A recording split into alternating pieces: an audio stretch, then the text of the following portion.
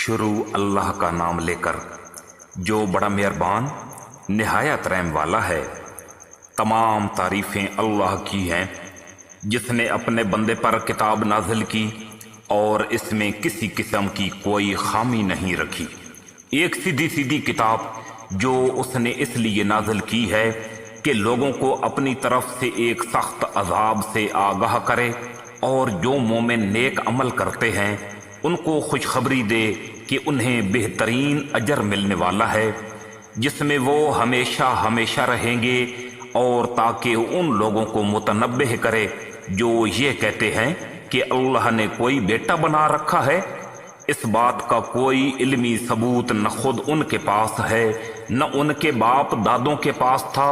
बड़ी संगीन बात है जो उनके मुंह से निकल रही है। जो कुछ वो कह रहे हैं वो झूठ के अलावा कुछ नहीं।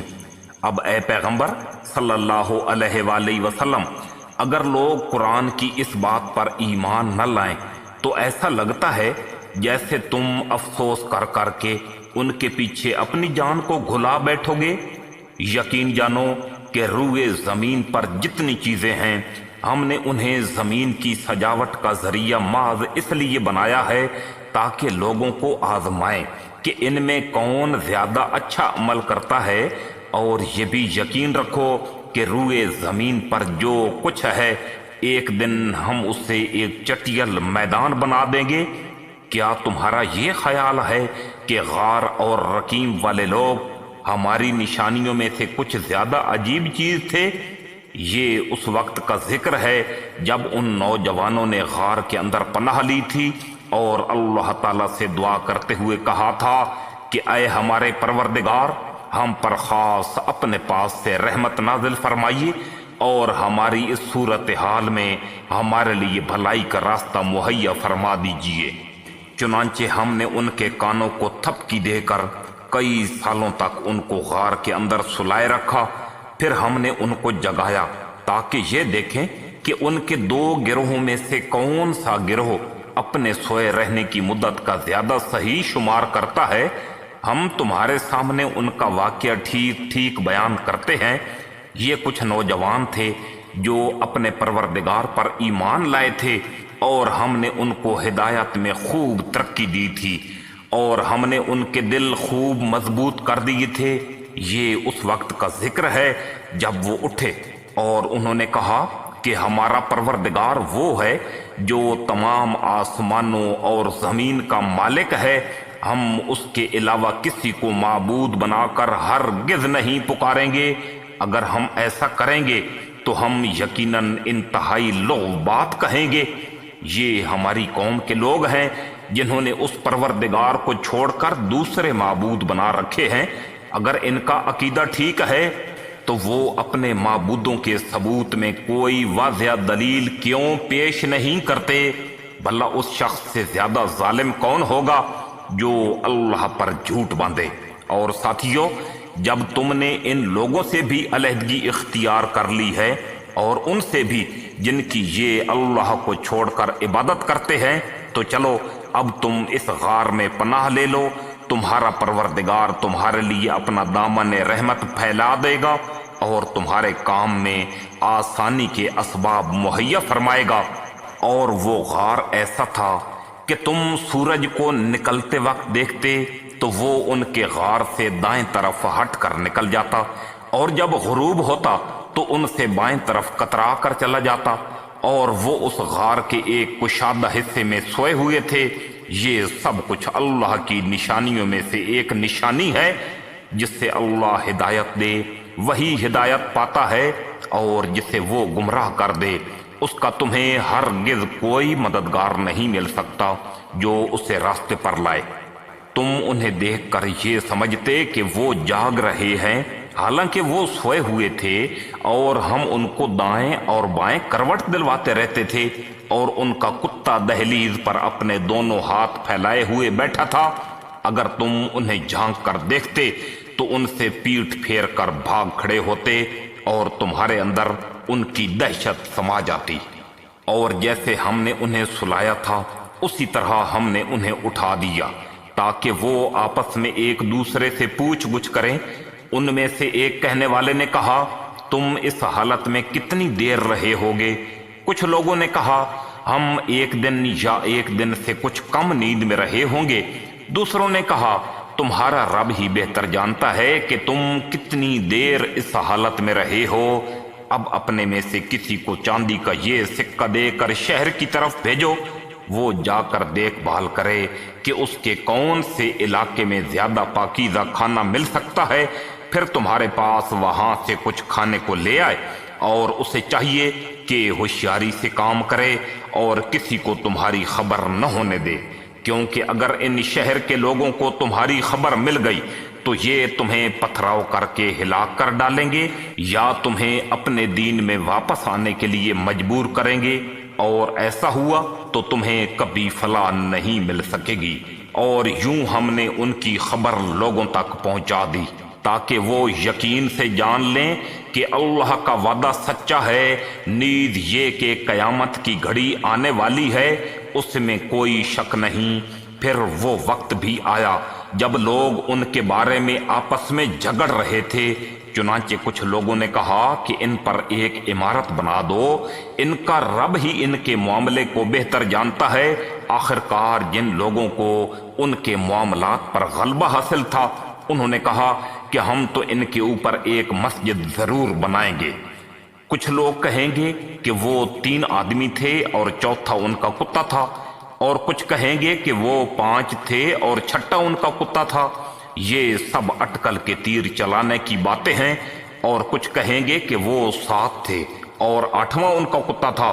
کہہ دو کہ میرا رب ہی ان کی صحیح تعداد کو جانتا ہے، تھوڑے سے لوگوں کے سوا کسی کو ان کا پورا علم نہیں، لہذا ان کے بارے میں سرسری گفتگو سے آگے بڑھ کر کوئی بحث نہ کرو اور نہ ان کے بارے میں کسی سے پوچھ گچھ کرو۔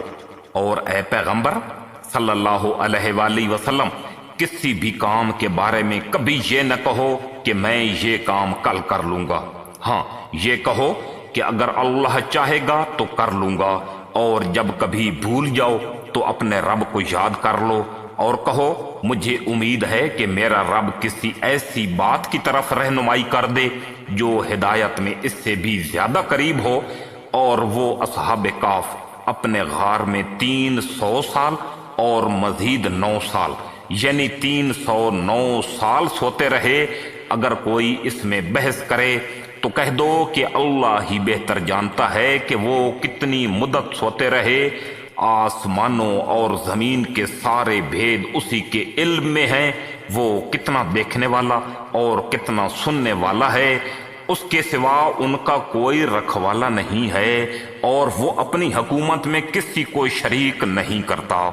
اور اے پیغمبر صلی اللہ علیہ وآلہ وسلم، تم پر تمہارے پروردگار کی طرف سے وحی کے ذریعے جو کتاب بھیجی گئی ہے اسے پڑھ کر سنا دو۔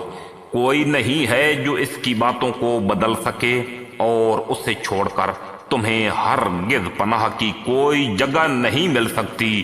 اور اپنے آپ کو استقامت سے ان لوگوں کے ساتھ رکھو جو صبح و شام اپنے رب کو اس لیے پکارتے ہیں کہ وہ اس کی خوشنودی کے طلبگار ہیں، اور تمہاری آنکھیں دنیاوی زندگی کی خوبصورتی کی تلاش میں ایسے لوگوں سے ہٹنے نہ پائیں۔ اور کسی ایسے شخص کا کہنا مت مانو جس کے دل کو ہم نے اپنی یاد سے غافل کر رکھا ہے، اور جو اپنی خواہشات کے پیچھے پڑا ہوا، اور جس کا معاملہ حد سے گزر چکا ہے۔ اور کہہ دو کہ حق تو تمہارے رب کی طرف سے آ چکا ہے، اب جو چاہے ایمان لے آئے اور جو چاہے کفر اختیار کرے۔ ہم نے بے شک ایسے ظالموں کے لیے آگ تیار کر رکھی ہے جس کی قناتیں ان کو گھیرے میں لے لیں گی، اور اگر وہ فریاد کریں گے تو ان کی فریاد کا جواب ایسے پانی سے دیا جائے گا جو تیل کی تل چھٹ جیسا ہوگا اور چہروں کو بھون کر رکھ دے گا۔ کیسا بدترین پانی اور کیسی بری آرام گاہ! البتہ جو لوگ ایمان لائے اور انہوں نے نیک عمل کیے تو یقیناً ہم ایسے لوگوں کے اجر کو ضائع نہیں کرتے جو اچھی طرح عمل کریں۔ یہ وہ لوگ ہیں جن کے لیے ہمیشہ رہنے والے باغات ہیں ان کے نیچے سے نہریں بہتی ہوں گی، ان کو وہاں سونے کے کنگنوں سے مزین کیا جائے گا، وہ اونچی مسندوں پر تکیہ لگائے ہوئے باریک اور دبیز ریشم کے سبز کپڑے پہنے ہوں گے۔ کتنا بہترین اجر اور کیسی حسین آرام گاہ۔ اور اے پیغمبر صلی اللہ علیہ وآلہ وسلم، ان لوگوں کے سامنے ان دو آدمیوں کی مثال پیش کرو جن میں سے ایک کو ہم نے انگوروں کے 2 باغ دے رکھے تھے اور ان کو کھجوروں کے درختوں سے گھیرا ہوا تھا، اور ان دونوں باغوں کے درمیان کھیتی لگائی ہوئی تھی۔ دونوں باغ پورا پورا پھل دیتے تھے اور کوئی باغ پھل دینے میں کوئی کمی نہیں چھوڑتا تھا، اور ان دونوں کے درمیان ہم نے ایک نہر جاری کر دی تھی۔ اور اس شخص کو خوب دولت حاصل ہوئی تو وہ اپنے ساتھی سے باتیں کرتے ہوئے کہنے لگا کہ میرا مال بھی تم سے زیادہ ہے، اور میرا جتھ یعنی میری جماعت بھی تم سے زیادہ مضبوط ہے۔ اور وہ اپنی جان پر ستم ڈھاتا ہوا اپنے باغ میں داخل ہوا، کہنے لگا میں نہیں سمجھتا کہ یہ باغ کبھی بھی تباہ ہوگا، اور میرا خیال یہ ہے کہ قیامت کبھی نہیں آئے گی، اور اگر کبھی مجھے اپنے رب کے پاس واپس بھیجا بھی گیا تب بھی مجھے یقین ہے کہ مجھے اس سے بھی زیادہ اچھی جگہ ملے گی۔ اس کے ساتھی نے اس سے باتیں کرتے ہوئے کہا کیا تم اس ذات کے ساتھ کفر کا معاملہ کر رہے ہو جس نے تمہیں مٹی سے اور پھر نطفے سے پیدا کیا، پھر تمہیں ایک اچھا خاصا انسان بنا دیا؟ جہاں تک میرا تعلق ہے میں تو یہ عقیدہ رکھتا ہوں کہ اللہ میرا پروردگار ہے، اور میں اپنے پروردگار کے ساتھ کسی کو شریک نہیں مانتا۔ اور جب تم اپنے باغ میں داخل ہو رہے تھے اس وقت تم نے یہ کیوں نہیں کہا کہ ماشاء اللہ لا قوت الا باللہ؟ جو اللہ چاہتا ہے وہی ہوتا ہے، اللہ کی توفیق کے بغیر کسی میں کوئی طاقت نہیں۔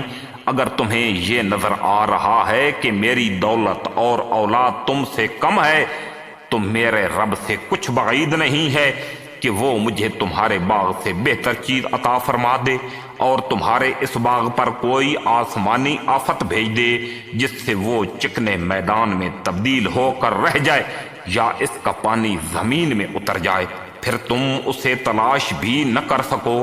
اور پھر ہوا یہ کہ اس کی ساری دولت عذاب کے گھیرے میں آ گئی، اور صبح ہوئی تو اس حالت میں کہ اس نے باغ پر جو کچھ خرچ کیا تھا وہ اس پر ہاتھ ملتا رہ گیا، جبکہ اس کا باغ اپنی ٹٹیوں میں گرا پڑا تھا، اور وہ کہہ رہا تھا کاش میں نے اپنے رب کے ساتھ کسی کو شریک نہ مانا ہوتا، اور اس سے کوئی ایسا جتھ میسر نہ آیا جو اللہ کو چھوڑ کر اس کی مدد کرتا، اور نہ وہ خود اس قابل تھا کہ اپنا دفاع کر سکے۔ ایسے موقع پر آدمی کو پتہ چلتا ہے کہ مدد کا سارا اختیار سچے اللہ کو حاصل ہے، وہی ہے جو بہتر ثواب دیتا اور بہتر انجام دکھاتا ہے۔ اور ان لوگوں سے دنیاوی زندگی کی یہ مثال بھی بیان کر دو کہ وہ ایسی ہے جیسے ہم نے آسمان سے پانی برسایا تو اس سے زمین کا سبزہ خوب گھنا ہو گیا، پھر وہ ایسا ریزہ ریزہ ہوا کہ اس سے ہوائیں اڑا کر لے جاتی ہیں، اور اللہ ہر چیز پر مکمل قدرت رکھتا ہے۔ مال اور اولاد دنیاوی زندگی کی زینت ہیں، اور جو نیکیاں پائیدار رہنے والی ہیں وہ تمہارے رب کے نزدیک ثواب کے اعتبار سے بھی بہتر ہیں اور امید وابستہ کرنے کے لیے بھی بہتر۔ اور اس دن کا دھیان رکھو جس دن ہم پہاڑوں کو چلائیں گے اور تم زمین کو دیکھو گے کہ وہ کھلی پڑی ہے یعنی پھٹی پڑی ہے، اور ہم ان سب کو گھیر کر اکٹھا کر دیں گے اور ان میں سے کسی ایک کو بھی نہیں چھوڑیں گے، اور سب کو تمہارے رب کے سامنے صف باندھ کر پیش کیا جائے گا۔ آخر تم ہمارے پاس اسی طرح آ گئے جس طرح ہم نے تمہیں پہلی بار پیدا کیا تھا، اور اس کے برعکس تمہارا دعویٰ یہ تھا کہ ہم تمہارے لیے یہ مقرر وقت کبھی نہیں لائیں گے، اور اعمال کی کتاب سامنے رکھ دی جائے گی، چنانچہ تم مجرموں کو دیکھو گے کہ وہ اس کے مدرجات یعنی اس پر تحریر شدہ عبارات سے خوف زدہ ہیں، اور کہہ رہے ہیں کہ ہائے ہماری بربادی، یہ کیسی کتاب ہے جس نے ہمارا کوئی چھوٹا بڑا عمل ایسا نہیں چھوڑا جس کا مکمل احاطہ نہ کر لیا ہو، اور وہ اپنا سارا کیا دھرا اپنے سامنے موجود پائیں گے، اور تمہارا پروردگار کسی پر کوئی ظلم نہیں کرے گا۔ اور وہ وقت یاد کرو جب ہم نے فرشتوں سے کہا تھا کہ آدم کے آگے سجدہ کرو، چنانچہ سب نے سجدہ کیا سوائے ابلیس کے، وہ جنات میں سے تھا، چنانچہ اس نے اپنے رب کے حکم کی نافرمانی کی۔ کیا پھر بھی تم میرے بجائے اس سے اور اس کی ذریت کو اپنا رکھوالا بناتے ہو، حالانکہ وہ سب تمہارے دشمن ہیں؟ اللہ تعالیٰ کا کتنا برا متبادل ہے جو ظالموں کو ملا ہے۔ میں نے نہ آسمانوں اور زمین کی تخلیق کے وقت ان کو حاضر کیا تھا، نہ خود ان کو پیدا کرتے وقت، اور میں ایسا نہیں ہوں کہ گمراہ کرنے والوں کو دست و بازو بناؤں۔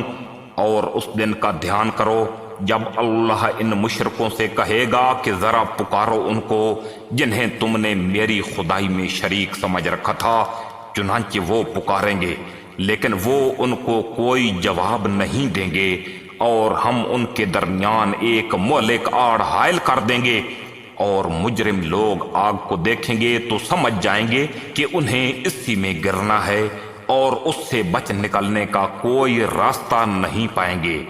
اور ہم نے لوگوں کے فائدے کے لیے اس طرح قرآن میں طرح طرح سے ہر قسم کے مضامین بیان کیے ہیں، اور انسان ہے کہ جھگڑا کرنے میں ہر چیز سے بڑھ گیا ہے۔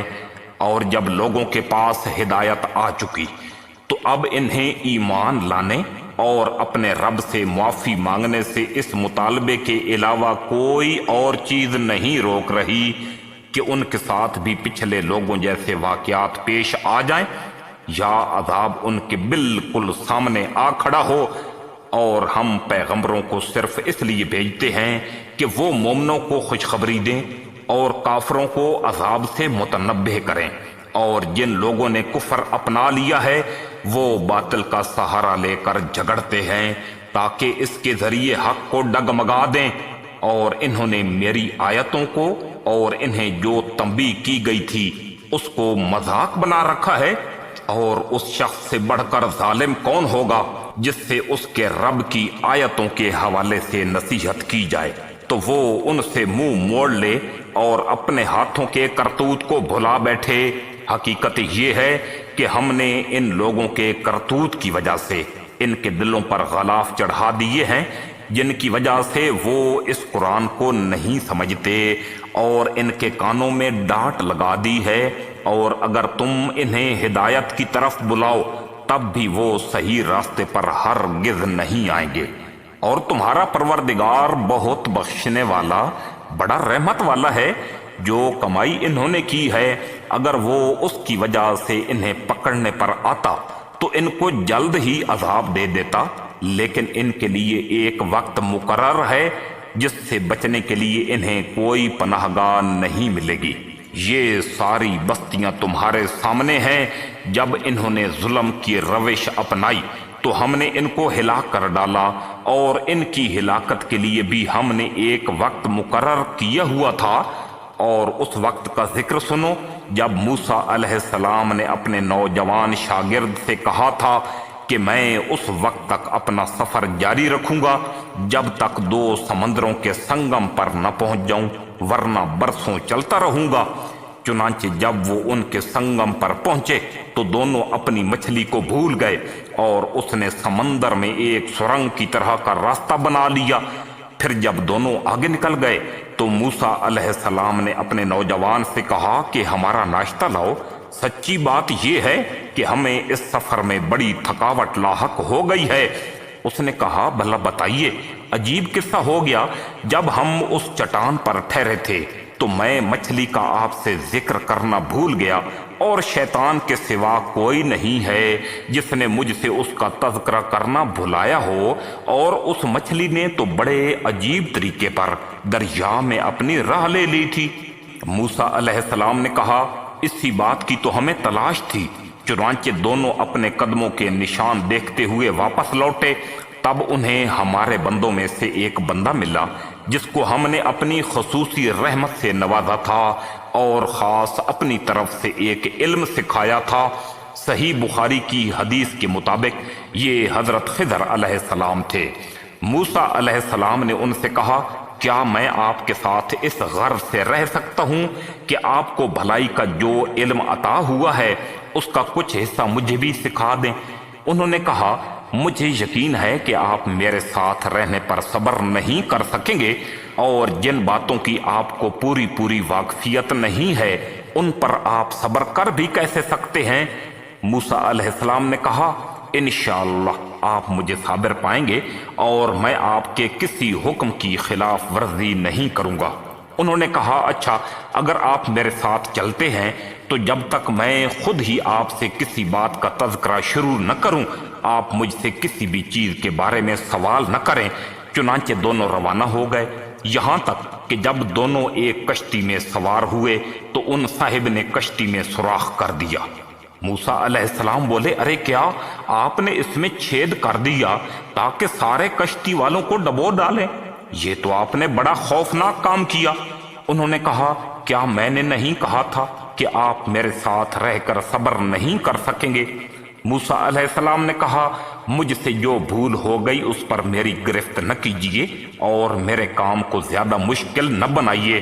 وہ دونوں پھر روانہ ہو گئے، یہاں تک کہ ان کی ملاقات ایک لڑکے سے ہوئی تو ان صاحب نے اسے قتل کر ڈالا۔ موسیٰ علیہ السلام بولے، ارے کیا آپ نے ایک پاکیزہ جان کو ہلاک کر دیا جبکہ اس نے کسی کی جان نہیں لی تھی جس کا بدلہ اس سے لیا جائے؟ یہ تو آپ نے بہت ہی برا کام کیا۔ انہوں نے کہا، کیا میں نے آپ سے نہیں کہا تھا کہ آپ میرے ساتھ رہنے پر صبر نہیں کر سکیں گے؟ موسیٰ علیہ السلام بولے، اگر اب میں آپ سے کوئی بات پوچھوں تو آپ مجھے اپنے ساتھ نہ رکھیے، یقیناً آپ میری طرف سے عذر کی حد کو پہنچ گئے ہیں۔ چنانچہ وہ دونوں پھر روانہ ہو گئے، یہاں تک کہ جب ایک بستی والوں کے پاس پہنچے تو اس کے باشندوں سے کھانا مانگا تو ان لوگوں نے ان کو کھانا دینے سے انکار کر دیا۔ پھر انہیں وہاں ایک دیوار ملی جو گر رہی تھی، ان صاحب نے اس دیوار کو کھڑا کر دیا۔ موسیٰ علیہ السلام نے کہا، اگر آپ چاہتے تو اس کام پر کچھ اجرت لے لیتے جس سے ہمارے کھانے پینے کا بھی انتظام ہو سکتا تھا۔ انہوں نے کہا، لیجئے، میرے اور آپ کے درمیان جدائی کا وقت آ گیا، اب میں آپ کو ان باتوں کا مقصد بتائے دیتا ہوں جن پر آپ سے صبر نہیں ہو سکا۔ جہاں تک کشتی کا تعلق ہے وہ کچھ غریب لوگوں کی تھی جو دریا میں مزدوری کرتے تھے۔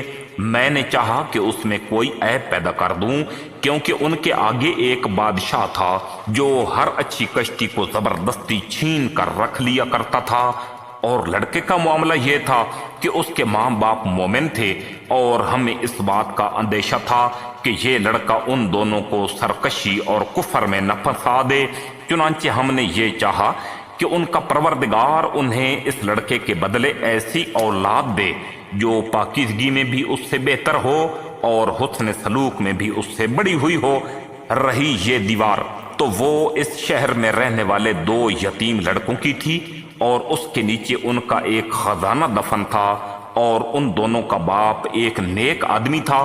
اس لیے آپ کے پروردگار نے یہ چاہا کہ جب یہ دونوں لڑکے اپنی جوانی کی عمر کو پہنچیں تو اپنا خزانہ نکال لیں۔ یہ سب کچھ آپ کے رب کی رحمت کی بنا پر ہوا ہے اور میں نے کوئی کام اپنی رائے سے نہیں کیا۔ یہ تھا مقصد ان باتوں کا جن پر آپ سے صبر نہیں ہو سکا۔ اور یہ لوگ آپ سے ذوالقرنین کے بارے میں پوچھتے ہیں، کہہ دو کہ میں ان کا کچھ حال تمہیں پڑھ کر سناتا ہوں۔ واقعہ یہ ہے کہ ہم نے ان کو زمین میں اقتدار بخشا تھا اور انہیں ہر کام کے وسائل عطا کیے تھے، جس کے نتیجے میں وہ ایک راستے کے پیچھے چل پڑے، یہاں تک کہ جب وہ سورج کے ڈوبنے کی جگہ پہنچے تو انہیں دکھائی دیا کہ وہ ایک دلدل جیسے سیاہ چشمے میں ڈوب رہا ہے، اور وہاں انہیں ایک قوم ملی۔ ہم نے ان سے کہا، اے ذوالقرنین، تمہارے پاس 2 راستے ہیں، یا تو ان لوگوں کو سزا دو یا پھر ان کے معاملے میں اچھا رویہ اختیار کرو۔ انہوں نے کہا، ان میں سے جو کوئی ظلم کا راستہ اختیار کرے گا اسے تو ہم سزا دیں گے، پھر اسے اپنے رب کے پاس پہنچا دیا جائے گا، اور وہ اسے سخت عذاب دے گا۔ البتہ جو کوئی ایمان لائے گا اور نیک عمل کرے گا تو وہ بدلے کے طور پر اچھے انجام کا مستحق ہوگا، اور ہم بھی اس کو اپنا حکم دیتے وقت آسانی کی بات کہیں گے۔ اس کے بعد وہ ایک اور راستے کے پیچھے چل پڑے، یہاں تک کہ جب وہ سورج کے طلوع ہونے کی جگہ پہنچے تو انہوں نے دیکھا کہ وہ ایک ایسی قوم پر طلوع ہو رہا ہے جسے ہم نے اس کی دھوپ سے بچنے کے لیے کوئی اوٹ مہیا نہیں کی تھی۔ واقعہ اسی طرح ہوا، اور ذوالقرنین کے پاس جو کچھ ساز و سامان تھا ہمیں اس کی پوری خبر تھی۔ اس کے بعد وہ ایک اور راستے کے پیچھے چل پڑے، یہاں تک کہ جب وہ دو پہاڑوں کے درمیان پہنچے تو انہیں ان پہاڑوں سے پہلے کچھ لوگ ملے جن کے بارے میں ایسا لگتا تھا کہ وہ کوئی بات نہیں سمجھتے۔ انہوں نے کہا، اے ذوالقرنین، یاجوج اور ماجوج اس زمین میں فساد پھیلانے والے لوگ ہیں، تو کیا ہم آپ سے کچھ مال کی پیشکش کر سکتے ہیں جس کے بدلے میں آپ ہمارے اور ان کے درمیان کوئی دیوار بنا دیں؟ ذوالقرنین نے کہا، اللہ نے مجھے جو اقتدار عطا فرمایا ہے وہی میرے لیے بہتر ہے، لہذا تم لوگ ہاتھ پاؤں کی طاقت سے میری مدد کرو تو میں تمہارے اور ان کے درمیان ایک مضبوط دیوار بنا دوں گا۔ مجھے لوہے کی چادریں لا کر دو۔ یہاں تک کہ جب انہوں نے درمیانی خلا کو پاٹ کر دونوں پہاڑی سروں کو ایک دوسرے سے ملا دیا تو کہا کہ اب آگ دہکاؤ۔ یہاں تک کہ جب اس دیوار کو لال انگارہ کر دیا تو کہا کہ پگھلا ہوا تانبا لاؤ، اب میں اس کے اوپر انڈیلوں گا۔ چنانچہ وہ دیوار ایسی بن گئی کہ یاجوج ماجوج نہ اس پر چڑھنے کی طاقت رکھتے تھے اور نہ اس میں کوئی سوراخ بنا سکتے تھے۔ ذوالقرنین نے کہا، یہ میرے رب کی رحمت ہے کہ اس نے ایسی دیوار بنانے کی توفیق دی۔ پھر میرے رب نے جس وقت کا وعدہ کیا ہے، جب وہ وقت آئے گا تو وہ اس دیوار کو ڈھا کر زمین کے برابر کر دے گا، اور میرے رب کا وعدہ بالکل سچا ہے۔ اور اس دن ہم ان کی یہ حالت کر دیں گے کہ وہ موجوں کی طرح ایک دوسرے سے ٹکرا رہے ہوں گے، اور سور پھونکا جائے گا تو ہم سب کو ایک ساتھ جمع کر لیں گے۔ اور اس دن ہم دوزخ کو ان کافروں کے سامنے کھلی آنکھوں لے آئیں گے جن کی آنکھوں پر دنیا میں میری نصیحت کی طرف سے پردہ پڑا ہوا تھا اور جو سننے کی صلاحیت نہیں رکھتے تھے۔ جن لوگوں نے کفر اپنا لیا ہے، کیا وہ پھر بھی یہ سمجھتے ہیں کہ مجھے چھوڑ کر میرے ہی بندوں کو اپنا رکھوالا بنا لیں گے؟ یقین رکھو کہ ہم نے ایسے کافروں کی مہمانی کے لیے دوزخ تیار کر رکھی ہے۔ کہہ دو کہ کیا ہم تمہیں بتائیں کہ کون سے لوگ ہیں جو اپنے اعمال میں سب سے زیادہ ناکام ہیں؟ یہ وہ لوگ ہیں کہ دنیاوی زندگی میں ان کی تمام دوڑ دھوپ سیدھے راستے سے بھٹکی رہی اور وہ یہ سمجھتے رہے کہ وہ بڑا اچھا کام کر رہے ہیں۔ یہ وہی لوگ ہیں جنہوں نے اپنے مالک کی آیتوں کا اور اس کے سامنے پیش ہونے کا انکار کیا، اس لیے ان کا تمام کیا دھرا غارت ہو گیا۔ چنانچہ قیامت کے دن ہم ان کا کوئی وزن شمار نہیں کریں گے۔ یہ ہے جہنم کی شکل میں ان کی سزا، کیونکہ انہوں نے کفر کی روش اختیار کی تھی اور میری آیتوں اور میرے پیغمبروں کا مذاق بنایا تھا۔ دوسری طرف جو لوگ ایمان لائے ہیں اور جنہوں نے نیک عمل کیے ہیں، ان کی مہمانی کے لیے بے شک فردوس کے باغ ہوں گے جن میں وہ ہمیشہ ہمیشہ رہیں گے، اور وہ وہاں سے کہیں اور جانا نہیں چاہیں گے۔ اے پیغمبر صلی اللہ علیہ وآلہ وسلم، لوگوں سے کہہ دو کہ اگر میرے رب کی باتیں لکھنے کے لیے سمندر روشنائی بن جائے تو میرے رب کی باتیں ختم نہیں ہوں گی کہ اس سے پہلے سمندر خشک ہو چکا ہوگا، چاہے اس سمندر کی کمی پوری کرنے کے لیے ہم ویسا ہی ایک اور سمندر کیوں نہ لے آئیں۔ کہہ دو کہ میں تو تم ہی جیسا ایک انسان ہوں، البتہ مجھ پر یہ وحی آتی ہے کہ تم سب کا خدا بس ایک خدا ہے، لہذا جس کسی کو اپنے مالک سے جا ملنے کی امید ہو اسے چاہیے کہ وہ نیک عمل کرے اور اپنے مالک کی عبادت میں کسی اور کو شریک نہ ٹھہرائے۔